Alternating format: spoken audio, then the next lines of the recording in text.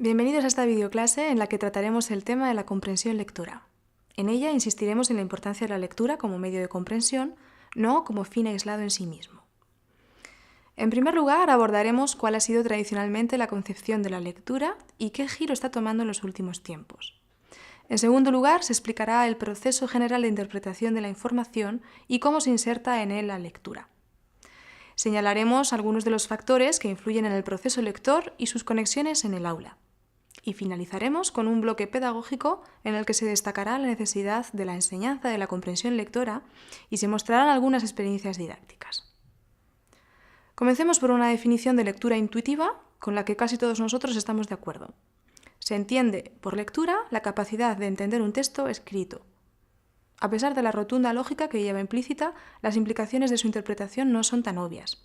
De hecho, durante mucho tiempo, e incluso hoy en día todavía, la escuela contradice con frecuencia esta afirmación y parece empeñada más que nada en que los estudiantes alcancen la perfección formal de la lectura en voz alta. Ello no es una perversidad intrínseca de la escuela, sino que es una concepción lectora vigente durante siglos que solo ha empezado a cambiar en las últimas décadas. Tradicionalmente se ha pensado que el modelo de procesamiento de la información lectora es ascendente, es decir, el lector tiene que empezar a fijarse en los niveles inferiores del texto, grafías, palabras, para formar sucesivamente unidades lingüísticas más complejas hasta llegar a niveles superiores como frases o textos enteros. En otras palabras, tras descodificar el significado de cada unidad, su suma le proporciona el significado global. Hoy en día se sabe que hay otros mecanismos que intervienen en la comprensión de un texto escrito. Estos mecanismos han sido denominados procesamientos descendentes, ya que no actúan analíticamente, sino de la mente del lector al texto. Permiten resolver ambigüedades y escoger entre las interpretaciones posibles. El conocimiento del contexto y del cotexto es fundamental en este tipo de procesamiento. Así, las dos formas de proceder, de abajo arriba y de arriba abajo, o si se quiere, lo que el lector ve en el texto y lo que él mismo aporta, son dos procesos simultáneos e interdependientes. Por ello, podemos hablar del modelo interactivo de lectura, en el que el lector es un sujeto activo. Leer, más que un simple acto mecánico de descifrado de signos gráficos, es un acto de razonamiento. Este cambio de paradigma, lector, ha de ser asimilado por la escuela. Según las teorías de la información, el proceso interpretativo se desarrolla en las siguientes fases. En primer lugar, la percepción. El proceso comienza con la captación de estímulos a través de los sentidos. En segundo lugar, la memoria. A continuación, la información ha de ser retenida en la memoria. Los investigadores diferencian entre el concepto de memoria a corto plazo, unos 18 segundos y alrededor de 7 ítems, y memoria a largo plazo, decisiva para retener el conocimiento del mundo. Por último, en tercer lugar, la representación del mundo. Gracias a los esquemas de conocimiento, las personas pueden prever e interpretar la información. Todo lo que se sabe se va organizando cada vez que se incorpora información nueva, creando un sistema de redes interrelacionadas. El proceso de lectura utiliza dos fuentes. En primer lugar, la información visual, a través de los ojos, el texto, y en segundo lugar, la información no visual o detrás de los ojos, es decir, los conocimientos. A través de ambas fuentes se construye el significado siguiendo el siguiente proceso. En primer lugar, se formulan hipótesis. Cuando se propone leer un texto, se activan los esquemas de conocimiento y se anticipan contenidos o expectativas a todos los niveles textuales. En segundo lugar, se verifican las hipótesis. El lector busca indicios para comprobar la certeza de su previsión. En los años 60, la elaboración de métodos de lectura rápida impulsó la realización de experimentos sobre cómo se percibe realmente un texto. Tales pruebas evidenciaron que se lee un texto mucho más rápidamente sin pronunciarlo. Además, la correcta emisión oral de un texto solo puede realizarse cuando ya ha sido comprendido. Otro de los resultados es que el movimiento ocular durante la lectura no es continuo a lo largo de las letras, sino que los ojos se desplazan a saltos e incluso retroceden para recuperar información perdida. Los lectores más expertos tienen un campo de visión más amplio, pero es importante notar que la cantidad de información percibida en una sola fijación no depende únicamente de la habilidad lectora, sino de que los elementos están organizados en conjuntos significativos, es decir, que tenga sentido. En tercer lugar, se integra esta información y vamos a controlar la comprensión. Una vez verificadas las hipótesis, el lector integra la información en su red de conocimiento para conseguir una construcción del significado global del texto.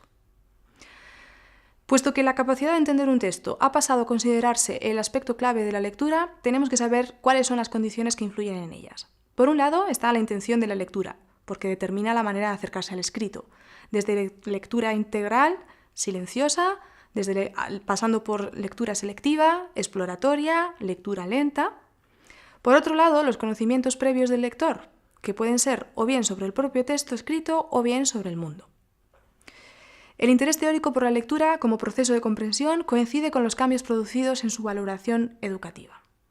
En lugar de partir del fracaso, los nuevos enfoques de la lectoescritura se centran en los recursos empleados por los buenos lectores como pautas modelo que llevar a la escuela.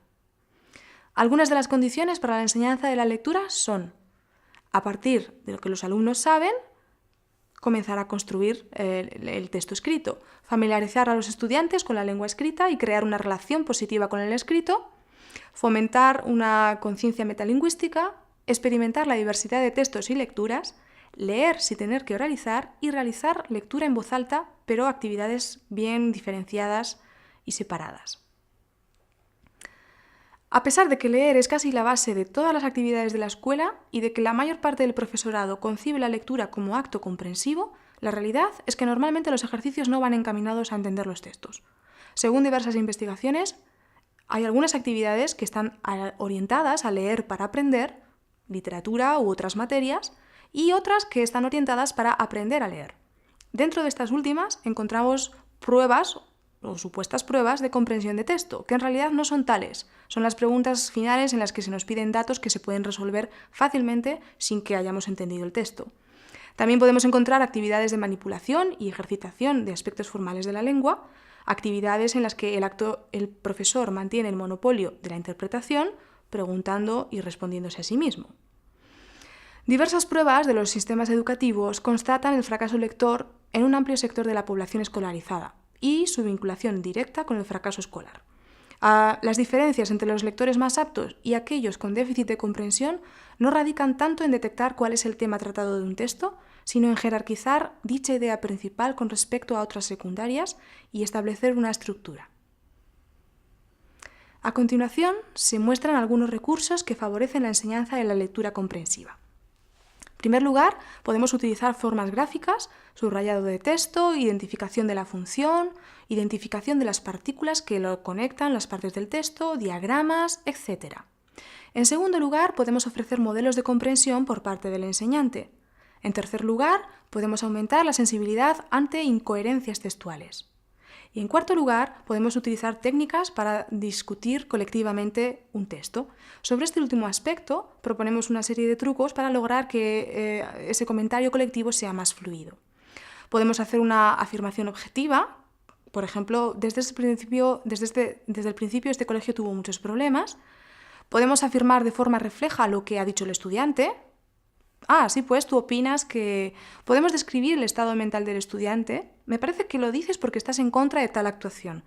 Podemos invitar al estudiante a explicar su afirmación. Nos sería útil saber con qué criterio ha seleccionado tal cuestión. Animarlo a que formule preguntas o a que se formulen preguntas entre ellos. Y también incluso podemos permanecer en silencio deliberadamente, porque muchas veces preguntamos y no esperamos a obtener respuesta antes de volver a preguntar. Como se ha visto, la comprensión lectora es el resultado de una actividad compleja que no consiste tan solo en la mera descodificación gráfica. Junto a los procesamientos simultáneos de la información, ascendente y descendente, son decisivos la formulación y verificación de hipótesis y el engarce de la información nueva en el conocimiento del mundo del lector. Tales factores y procesos han de ser tenidos en cuenta a la hora de enseñar a procesar y comprender un texto escrito. De ahí que sea tan importante analizar y descomponer los elementos del texto. Los esquemas visuales son una pieza clave para la verdadera comprensión de la lectura. Esperamos que esta videoclase les haya sido de utilidad y que les haya aclarado las dudas sobre la enseñanza de la comprensión escrita.